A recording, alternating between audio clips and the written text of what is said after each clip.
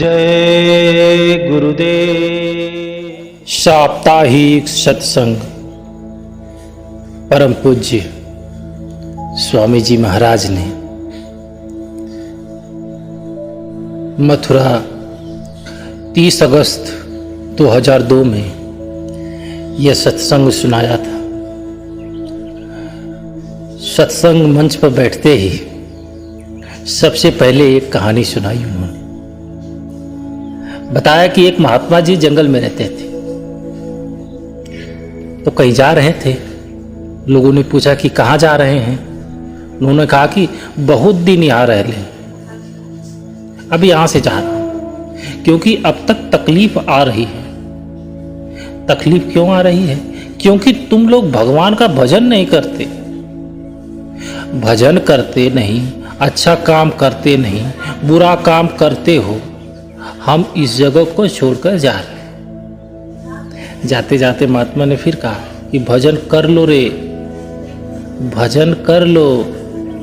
हम तो जा रहे हैं, लेकिन ये मेरी यह बात सुन लो, इसको मान लिया तो तुम्हारा भला हो जाएगा। भजन कर लो। महात्मा सबके भले की बात करते हैं, उनका कोई हित नहीं, कोई उनसे बैर नहीं किसी से। वो सबको सचेत करते, लोगों को बुराइयां जो उनके अंदर छिपी हुई हैं उससे वो अवगत कराते हैं। वो बुराइयों से अच्छाइयों की ओर ले जाते हैं। कहते हैं कि परमात्मा ने सबको अच्छे बुरे पाप पुण्य का अधिकार दे रखा है। कर्म करने का सबको अधिकार है। कहा गया कि कर्म प्रधान विश्व रचिरास, जो जस कर तो तस फल चाकर। इस संसार में कर्म करने की सबको इजाजत है, यही तो खेल है। अब अच्छे किए तो स्वर्ग वैकुंठ, बुरे कर्म किए तो नरक जाना। कर्म करने का जो अधिकार दे रखा है उसका फल भोगना पड़ता है। समझने वाले आए कि अच्छा करो, बुरा मत करो। पाप करने से देवता नाराज हो जाएंगे, पानी नहीं बरसेगा तो धरती पर क्या होगा, अन्न नहीं होगा तो लोग भूखे मरने लगेंगे। महात्मा सबको सचेत करते, सबको समझाते। एक बार धरती पर इतना पाप बढ़ गया कि कोई भगवान का नाम ही नहीं लेता। इंद्र भगवान ने कहा कि कोई मेघ देवता धरती पर पानी बरसाओ। जाओ, जब पानी नहीं बरसेगा तो अन्न नहीं होगा, खाने को नहीं मिलेगा, तो लोग मालिक को याद करेंगे। उन्होंने आदेश कर दिया मेघ देवता से कि पानी एकदम मत बरसा। पानी नहीं बरसा। मेघ देवता ने देखा कि पानी नहीं बरस रहा है, फिर भी पाप कर रहे हैं लोग, कोई भगवान का नाम ही नहीं ले रहा। देखा कि सबके घर में पहले का अन्न रखा है, वही खा रहे हैं, बुरे कर्म कर रहे हैं। उसने पानी बरसा दिया, धरती पर खुशी आ गई। अपने घरों का अन्न निकाल कर खेतों में बो दिया। इंद्र देवता ने मेघ से पूछा कि मना किया था, फिर पानी क्यों बरसाया? उन्होंने कहा कि हमने सबके घरों में अनाज भरा है, खाते हैं, लोग मस्त रहते हैं, भगवान का नाम नहीं लेते हैं, तो एक बार बरसा देंगे तो घरों से अन्न निकाल के जमीन में डाल देंगे। अब घर में कुछ बचेगा ही नहीं, तब भगवान का नाम लेंगे। इंद्र देवता ने कहा कि तुमने बहुत बड़ा पाप किया है, इसलिए तुमको सजा मिलेगी। मेघ देवता ने कहा मैंने कोई पाप अपने आप नहीं किया, आपने कहा था तो ये चीजें की। मैं तो सब गंगा जी को दे देता। गंगा जी को बुलाया गया।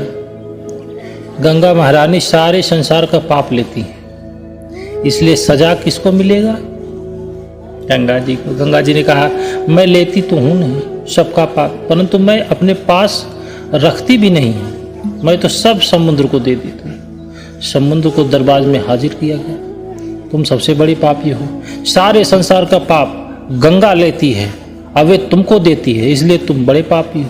तुमको सजा मिलेगी। समुद्र ने कहा, मैं भी अपने पास नहीं रखता, मैं तो सब पाप मेघ देवता को दे देता हूँ। मेघ ने कहा, मैं भी कहाँ अपने पास रखता हूँ, हम तो सब पाप जो जिनका होता है उन्हीं पर भरोसा करा देते हैं। ये जो पाप किया सबके हृदय में समाया, ये पाप कर्मों की सजा सुनाई जाती, ये सब हमको देना पड़ेगा। ये भ्रम है कि पानी में पाप धुल जाएगा, पूरब पश्चिम में जाने से पाप धुल जाएगा, या मंदिर मस्जिद में जाने से पाप कर्म उतर जाएंगे।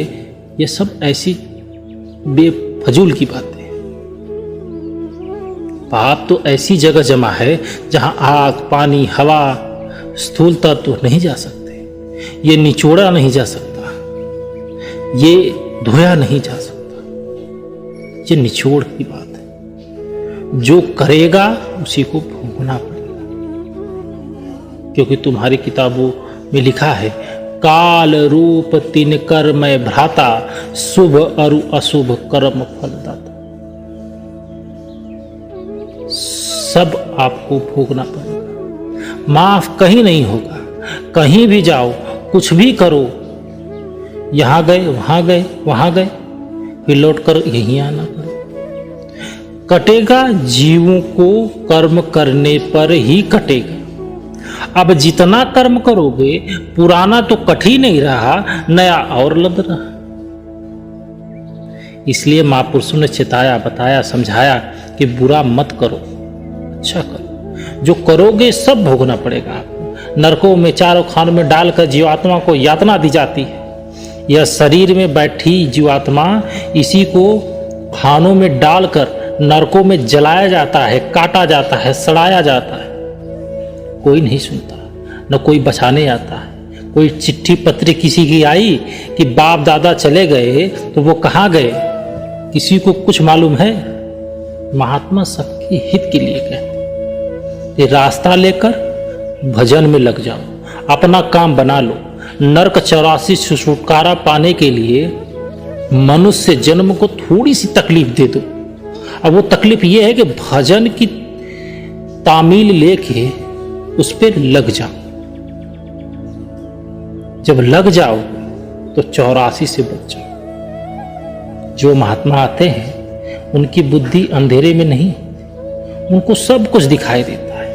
यही जीवात्माएं 84 में डाली जाती हैं। तुमने सोना चांदी रुपया पैसा जो इकट्ठा किया तुम्हारे साथ नहीं जाएगा। ये मिट्टी है, जलकर यहीं राख हो जाए, यहीं फेंक दिया जाएगा, यहीं काट दिया जाएगा। यह मसाला मिट्टी में से बना है और मिट्टी में मिल जाए। यही जीवात्मा जाती है पशु पक्षियों में, यही जाती है नरकों में। मन बुद्धि चित्त सब यहीं रह जाता है, खोल उतर जाता है, बदल जाता है बस। फिर जहां से निकाला और फिर वहां ले जाकर नरकों में यातनाएं, जहां यातनाएं दी जाती हैं वहीं इसको डाल दिया जाता है। तो ये जीवात्मा जब इस पर यातना होती है, ये चिल्लाती है, बहुत चिल्लाती है, बहुत असहनीय दर्द होता है। कौन सुनेगा? कोई नहीं, कोई सुनने वाला ही नहीं। जब कहा गया था कि महात्मा मिलेंगे, वचनों को सुनोगे, रास्ता वो देंगे तो भजन करना, तो किए नहीं। यदि समय से जागकर चेत कर जीवात्मा को जगा लेते तो ये दुर्दशा उठानी पड़ती? कभी नहीं। यदि उस शरीर से जीवात्मा को न जगा सके तो क्या अधिकार है जानवरों की योनि में तुमको कि फिर भजन करने की छूट दी जाए? अब जब तुमको जानवरों का जन्म मिला है तो आपको उनके कर्मों के अनुसार रहना पड़ेगा। वहां तुम भजन नहीं कर सकते। लोगों ने महात्माओं को बेवकूफ समझा, पागल समझा। ये ऐसी बात करते हैं जिससे हमारा दुनिया छूट जाए। ऐसा कुछ नहीं हो सकता। आपने मोहम्मद साहब रामकृष्ण की बातों को कभी नहीं मानी। महात्मा क्या बताएंगे, तुम उनसे ज़्यादा होशियार। महात्मा आए तभी तो बताएं। कृष्ण ने समझाया। कौरवों और पांडवों ने उनकी बात नहीं मानी और नरक गए। राम कृष्ण खड़े हो, उनकी बातें किसी ने नहीं मानी और सब पछताते हैं। आज उनके चरित्र को लोग पूजते हैं, तो किसी के चरित्र को पूजने से व्यक्ति उसके जैसा हो जाए, ऐसा तो हो नहीं सकता। ये तो भ्रम है। राम को, कृष्ण को जो कहा था उसे भी नहीं मानते। अगर उनके कहे को मान लेते तो कुछ तो सुधार हो जाता। मंदिर में जाते हो तो लिखा है कि शाकाहारी रहो, शुद्ध आहार करो, अशुद्ध आहार मत करो। यही लिखा है कि जानवरों का मुर्दा मांस मत खाओ। ये तो लिखा नहीं कि अनाज फल मत खाओ, ये अशुद्ध है। तो जो लिखा है कम से कम उसको तो मान लो। ये गंदी चीजें खाने को नहीं लिखा है कहीं, उसको देवताओं पर चढ़ा देते हो। और सबसे बड़ी चीज कि तुम कहते हो कि देवताओं पर चढ़ाएंगे तो बरकत मिलेगी, जब किताबों में लिखा गया कि ये चीजें अशुद्ध हैं। मनुष्य अशुद्ध चीजों का आहार कर सकता है, भगवान कहीं कर सकता है इसके? तुमने उनको भी जोड़ दिया। तुम अपने आप को इतने होशियार समझते चले गए कि जिन जिन चीजों से तुमको लगा कि तुम ये काम करने से मैं परमार्थ की तरफ चला जाऊंगा, तुमने उसको मोड़ा और मोड़ के उन परमात्मा जिन्हें तुम देवता कहते हो उनसे जोड़ दिया कि ये चीजें भगवान करते हैं। तो हम क्यों नहीं? कुछ ऐसे लोग हैं जो कहते हैं कि भगवान शिव भांग पीते थे, भगवान शिव अघोरी हैं, मांस भी खाते हैं। अब ये बताओ कि तुमने जब ये पाप रचा होगा, ये षड्यंत्र रचा होगा और तुम उस भगवान को मानते हो, तो तुम ये भी नहीं कह सकते कि भगवान नहीं है। यद्यपि भगवान यदि है तो सोचो कि उसको कितनी तकलीफ हुई है। वो तुम्हारा कल्याण करेगा? कदापि नहीं करेगा। और सजा तो सजा वो मिलेगी जिसकी तुम पर कल्पना कर ही नहीं सकते। संत महात्मा जब इस जगह पर आते हैं और जीव को समझाते हैं, तो जो समझ जाते हैं उनका काम बन जाता है, और जो समझते नहीं हैं उनको इस 84 जोनी में फिर से भटकना पड़ता है। लोग अक्सर प्रश्न किया करते हैं कि जब महात्मा आते हैं, उनमें तेज होता है, वो परमपिता परमेश्वर के स्वयं अंश होते हैं, तो वो सबको क्यों नहीं समेट लेते? अब एक बात बताओ, आईएएस की परीक्षा होती है, पढ़ने वाले सभी जाते हैं, परीक्षाएं बहुत से लोग देते हैं, सभी लोग सफल नहीं होते। जो सफल होते हैं वही पदासीन हो पाते हैं।